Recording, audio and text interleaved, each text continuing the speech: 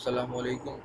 मैं हूँ ज़ीशान और आज का जो हमारा टॉपिक है वो है कंडीशनल स्टेटमेंट के ऊपर कि कंडीशनल स्टेटमेंट्स हमारे पास कौन कौन सी हैं और क्यों यूज़ करते हैं हम लोग। तो स्टार्ट करते हैं। सबसे पहले मैं एक नोटपैड की फ़ाइल ओपन कर लेता हूँ। कंडीशनल स्टेटमेंट बेसिकली हम लोग यूज़ करते हैं प्रोग्रामिंग में। कहीं भी हमने कंडीशन अप्लाई करनी हो तो वहाँ यूज़ की जाती है। पहले ये समझ लें कि पहले ये देख लेते हैं कंडीशनल स्टेटमेंट्स हमारे पास हैं कौन कौन सी। हमारे पास कंडीशनल स्टेटमेंट्स होती हैं इफ़ की कंडीशन होती है, ठीक है। एल्स इफ की कंडीशन होती है, ठीक है। एल्स जो होता है हमारे पास ये ऑप्शनल कंडीशन होती है, ठीक है। उसके बाद जो हमारे पास स्विच केस आता है, स्विच केस वगैरह जो होता है हमारे पास, ये सब जो हमारे पास कंडीशनल स्टेटमेंट्स है जितनी भी है कंडीशनल स्टेटमेंट्स। और इसे किस तरह यूज़ किया जाता है, किस तरह यूज़ करते हैं हम लोग सी शार्प में। स्टार्ट करते हैं। बेसिकली कंडीशन कहीं भी मुझे अप्लाई करनी है तो मैं इफ़ एल्स वगैरह यूज़ करूँगा। इसके थ्रू जो मैं अपनी कंडीशन अप्लाई कर सकता हूँ। कंडीशन क्या होती है, फॉर एग्ज़ाम्पल अगर मैं आपको एग्जांपल्स दूँ तो आपका जो फेसबुक का अकाउंट है वहाँ भी कंडीशन लगी हुई है। और उसके बाद जो अगर आप आईडी और पासवर्ड अपना रॉन्ग देते हैं तो वो कंडीशन फॉल्स हो जाती है और आपका अकाउंट लॉगिन नहीं होता। इसी तरह आप एनआईसी जो है 18 साल की एज में जो है 18 साल के होंगे तो आपका एनआईसी बनेगा। उससे पहले आपका एनआईसी नहीं बनेगा, वो वहाँ भी एक कंडीशन है। आप किसी कॉलेज इंस्टीट्यूट जाते हैं, वहाँ पे उन्होंने कंडीशन दी हुई है कि आपके पास अगर कार्ड कॉलेज का या इंस्टीट्यूट का कार्ड होगा तो आप इंटर हो सकेंगे, वरना आप इंटर नहीं हो सकते। ये सब कंडीशंस हैं। इसी तरह मैं अगर एन की जो एग्ज़ाम्पल दी, अगर मैं उसकी बात करूं, अगर वो एग्ज़ाम्पल हम लोग यहाँ पर अप्लाई करें तो वो किस तरह करेंगे। सबसे पहले जो है इफ़ का कीवर्ड लगता है हमारे पास कंडीशन देने के लिए। उसके बाद राउंड ब्रैकेट आते हैं यानी कि पैरेंथेसिस, और उसके बाद लास्ट में इसकी बॉडी आती है। जब हम लोगों ने लूप पढ़ा था तो वहाँ भी मैं यही चीज़ बता चुका था कि जो पैरेंथेसिस है यहाँ पर हम लोग कंडीशन देते हैं और उसका जो रिज़ल्ट या उसका आउटपुट जो भी आता है वो हम इसकी बॉडी में देते हैं। इफ़ के कीवर्ड के बाद हम लोगों ने एक कंडीशन दी, लेकिन कंडीशन देने से पहले मैं एक वेरिएबल ले लेता हूँ कि जिसमें मैं इनपुट लूँगा। मैंने एक इंटीजर टाइप का वेरिएबल ले लिया। Integer a is equal to console dot read line input के लिए लेते हैं, ये बता चुका हूँ। उसके बाद जो है इसे कन्वर्ट कराना ज़रूरी है क्योंकि ये स्ट्रिंग जो है स्ट्रिंग में लेता है इनपुट। तो इसे इंटीजर टाइप में हम लोगों ने डेटा टाइप इंटीजर लिए तो इसे कन्वर्ट कराना भी ज़रूरी है। कन्वर्ट डॉट टू इंटीजर हम लोग करेंगे इसे।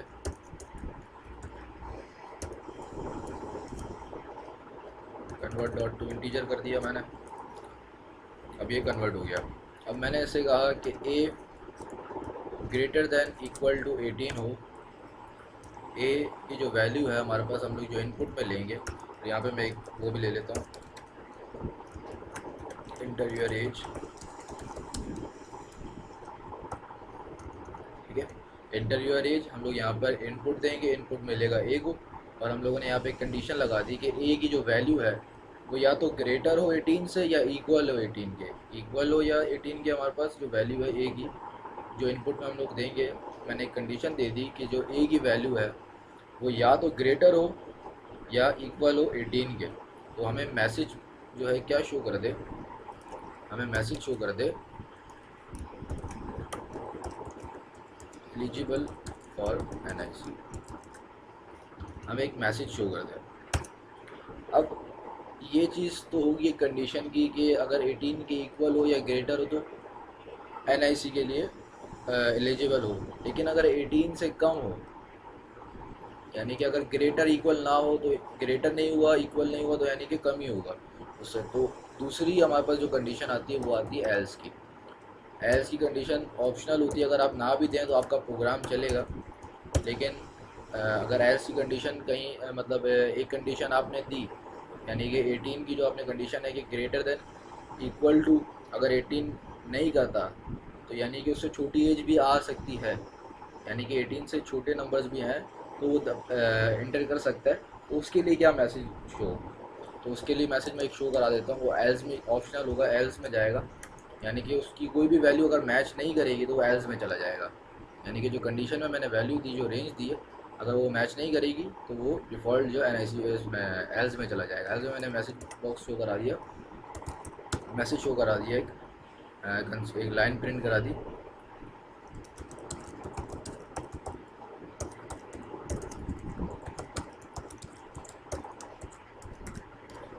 यहाँ पे हम लोगों ने कह दिया कि एलिजिबल नहीं है एनआईसी के लिए। अब मैं अपना प्रोग्राम रन करता हूँ तो यहाँ मुझसे मेरी एज पूछ रहा है, मैंने कह दिया 20 और मैंने एंटर किया तो उसने एक लाइन प्रिंट कर दी, एलिजिबल फॉर एनआईसी। अगर मैं 18 करता हूँ तो तब भी मुझे एलिजिबल कर देगा, लेकिन अगर मैं 18 से कम करता हूँ, क्योंकि यहाँ मैंने कंडीशन दी है कि या तो इक्वल हो या ग्रेटर हो, अगर मैं 18 से कम करता हूँ, 17 या कोई और वैल्यू देता हूँ, तो वो मैसेज शो कर देता है कि आप एलिजिबल एनआईसी के लिए नहीं है। तो ये तो सिंपल हमारे पास इफ़ एल्स की एग्जांपल आ गई कि हम लोग किस तरह इसे यूज़ कर सकते हैं। ठीक है, जो हमारा एनआईसी के लिए जो एक आप छोटा सा प्रोग्राम बनाना चाहें तो इस तरह आप बना सकते हैं कि एज जो है आपकी ग्रेटर है या लेस देन है उससे, तो आप इस तरह जो है इसे यूज़ कर सकते हैं। अच्छा, ये तो बात होगी हमारी सिंपल पेज की बात होगी। और अगर अब मैं बात करता हूँ कि हमारे पास ऐसा भी होता है कि अगर मैं कहता हूँ कि 18 साल की एज में अगर मेरा एनआईसी बनता है और वो एक्सपायर होता है 10 साल के बाद, या मतलब कोई ऐसा रूल है कि 10 साल के बाद एनआईसी एक्सपायर होता है, तो वहाँ पर क्या कंडीशन लगेगी कि अगर 28 साल की एज में कोई एनआईसी बनाने आता है तो उससे पहले उसका पुराना एनआईसी मांगा जाता है जो एक्सपायर हो चुका है, जिसकी वैलिडेशन ख़त्म हो चुकी है, तो वो एनआईसी उससे मांगा जाता है कि वो एनआईसी पहले देंगे फिर आप का एनआईसी बनेगा, रीन्यू होगा वो। तो उसके लिए क्या कंडीशन होगी, तो उसके लिए फिर मैं यहाँ पर एक कंडीशन लगाऊंगा कि ए की जो वैल्यू है वो 18 से ग्रेटर हो या इक्वल हो, एंड का ऑपरेटर लगता है, या शिफ्ट 7 प्रेस करेंगे, शिफ्ट प्लस 7 आप प्रेस करेंगे 2 बार, तो ये आपका एंड का एक ऑपरेटर होता है। ये जो है दोनों कंडीशंस को चेक करता है।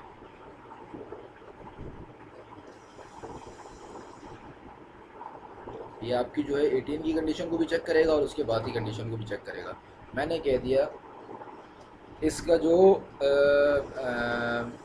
ए की जो वैल्यू या तो इससे ग्रेटर हो यानी कि 18 हो, या और इससे जो इसकी वैल्यू है वो लेस देन इक्वल टू 28 हो, यानी कि 18 से बड़ी होनी चाहिए और 28 से छोटी होनी चाहिए, या 28 के इक्वल होनी, यानी कि 27 कर देते हैं। अगर 28 में 10 साल पूरे होते हैं तो हम लोग 27 करते हैं, या तो 27 के इक्वल हो या इससे लेस देन हो, यानी कि ये दोनों कंडीशन अब इसको चेक करेगा फिर आगे कहेगा ये।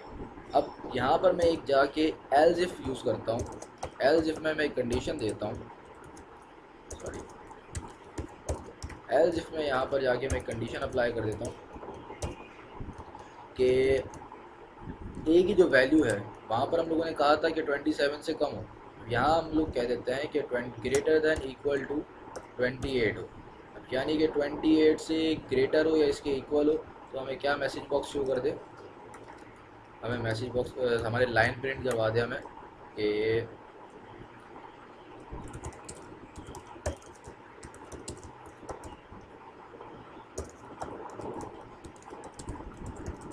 ये आपका जो पहले एनआईसी है वो आप शो करें। तो यहाँ पर हम लोग जो एल्स में कोई कंडीशन नहीं देते, मैं बता चुका हूँ कि एल्स में जब भी कोई कंडीशन ट्रू नहीं होगी तो वो एल्स में चला जाएगा। और उसके बाद एल्स इफ़ मैंने कह दिया, यानी कि इफ़ की कंडीशन लगी थी तो अगली कंडीशन मुझे देनी थी तो मैंने एल्स इफ़ यूज़ किया।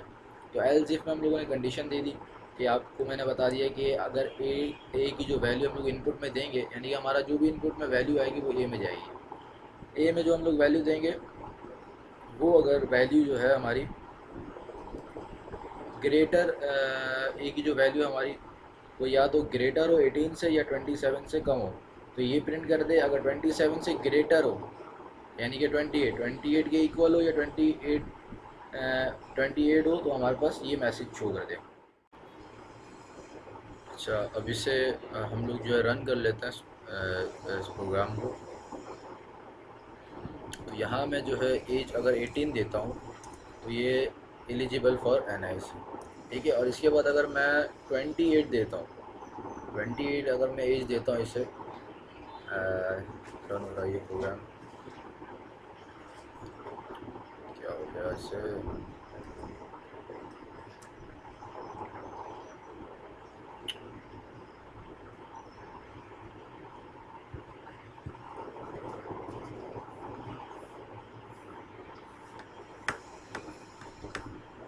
अच्छा अब मैं एज अगर इसे 28 देता हूँ तो ये मुझसे मैसेज जो लाइन इसने प्रिंट करी, शो योर प्रीवियस NIC, यानी कि जो मैंने जो एल्स इफ में कंडीशन दी थी वो 28 थी कि ग्रेटर हो 28 से, या 28 एज हो तो जो पुराना NIC ऑलरेडी बना हुआ है उसका वो शो करवाने का बोले। तो ये इस तरह से जो हम लोग इफ़ एल्स की कंडीशन अप्लाई कर सकते हैं। और भी बहुत तरीके हैं, एग्जांपल्स वगैरह। इफ़ एल्स की कंडीशन जब भी आप प्रोग्राम बनाएंगे बहुत ज़्यादा यूज़ की जाती है, कोई सॉफ्टवेयर बनाएंगे उसमें प्रोग्राम्स बनाएंगे बहुत ज़्यादा यूज़ किया जाता है ये। अच्छा अब तो बात होगी हमारी एक NIC का हम लोगों ने छोटा सा प्रोग्राम बना लिया और उसके साथ हम लोगों ने एंड ऑपरेटर भी पढ़ लिया। अब अगर मैं एक छोटा सा प्रोग्राम बनाता हूँ जो हमारा कह लें एक लॉगिन पैनल की तरह का होता है। लॉगिन पैनल हम लोग जब डेस्कटॉप एप्लीकेशन में पढ़ेंगे तो वो और भी चीज़ें अभी क्लियर हो जाएंगी। तो यहाँ पर लॉगिन पैनल के लिए हम लोग दो चीज़ें लेते हैं कि इंटर यूर ID, ठीक है। इंटर यूर ID, हमसे ID पूछे और इसी को मैं कॉपी पेस्ट करता हूँ और इसे मैं स्ट्रिंग में रखता हूँ। वैसे इंटीजर में नहीं रखता, इसे मैं स्ट्रिंग में रखता हूँ, स्ट्रिंग। और यानी कि अगर आपका कंसोल डॉट राइट लाइन जो स्ट्रिंग ही लेता है तो इसे कन्वर्ट करने की ज़रूरत भी नहीं है फिर, ठीक है। ये ID हमसे पूछेगा और इसमें मैं ID दे देता हूँ, एक ही जगह ID लिख देता हूँ ताकि समझने में आसानी हो जाए। और उसके बाद जो है मैं कॉपी पेस्ट करके इसे नीचे पेस्ट कर देता हूँ इसी लाइन को कि हमसे पहले पूछेगा ID हमसे मांगेगा कि आपकी ID क्या है, उसके बाद इंटर यूर पासवर्ड, ठीक है। और इसे मैं ID के बजाय नाम दे देता हूँ PW, पासवर्ड। पहले हमसे ID मांगेगा फिर उसके बाद हमसे पासवर्ड मांगेगा। अब मैं यहाँ पर कंडीशन देना जा रहा हूँ कि अगर हमारे पास जो कंडीशन है उसमें आपका जो ID है, ID मैंने दे दिया है कि ID must be equal to Zeeshan हो। ID जो है हमारे पास ज़ीशान हम लोगों ने सेव करवाई हुई है, ज़ीशान हो। एंड पासवर्ड हमारा जो है PW must be equal to 1 2 3 हो। तो हमें क्या बोले, इसे डबल कोटेशन में दे देते हैं क्योंकि ये स्ट्रिंग है। मैंने कह दिया कि पासवर्ड हमारे पास जो है 1 2 3 हो और ID हमारे पास ज़ीशान हो। तो हमें एक मैसेज बॉक्स शो करवा दे लॉगिन का या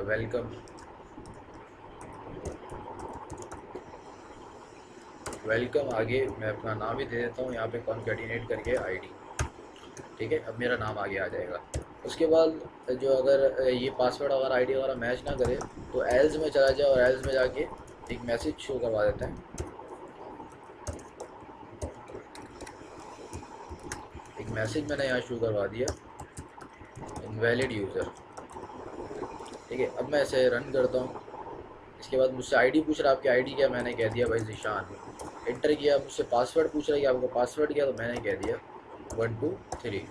तो ये इसने एक मैसेज प्रिंट करा दिया वेलकम ज़ीशान, ठीक है। अगर मैं ID पासवर्ड अपना गलत देता हूँ, ID पासवर्ड गलत देता हूँ या दोनों में से कोई एक चीज़ भी अगर मैं गलत देता हूँ तो वो मुझे इनवैलिड यूज़र दे देगा। मैंने कह दिया ज़ीशान, ID मेरी सही थी, पासवर्ड जो है मैंने अपना 1 2 3 के बजाय मैंने 1 2 4 कर दिया, तो उसने मुझे कह दिया कि इनवैलिड यूज़र।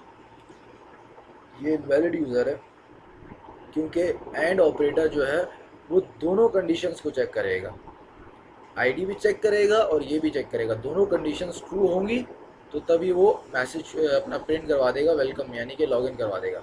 लेकिन अगर मैं चाहता हूँ कि या तो ID सही है, ID पासवर्ड में से कोई एक चीज़ भी अगर सही हो तो वो लॉगिन कर दे, तो उसके लिए मैं ऑपरेटर यूज़ करूँगा और का।